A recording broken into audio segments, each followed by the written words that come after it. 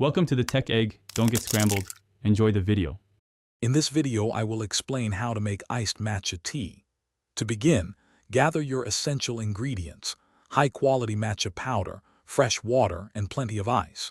You'll also need a whisk or a small frother to ensure a perfectly smooth blend. Finally, prepare your favorite serving glass and any optional additions like milk or sweetener. Having everything ready makes the process much more enjoyable and efficient. Now, let's prepare the matcha itself.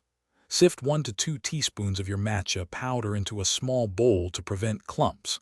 Next, add about 2 to 3 ounces of hot, but not boiling, water. The ideal temperature is around 175 degrees Fahrenheit. Whisk vigorously in a W or M motion until a smooth, frothy layer forms on top.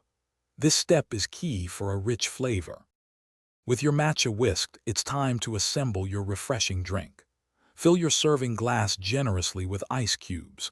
Then, pour in your preferred milk, whether it's dairy, almond, oat, or soy, filling it about 2/3 of the way. Gently pour the prepared, frothy matcha directly over the milk and ice. If you like it sweet, add a touch of maple syrup or agave to taste.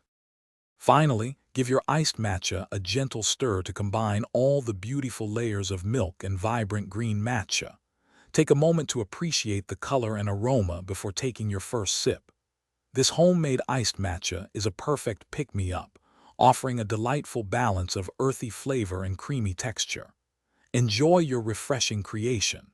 Also, check the description for a book that can truly change how you think about money, as well as other deals. Thanks for watching. Consider subscribing if I helped unscramble your problems.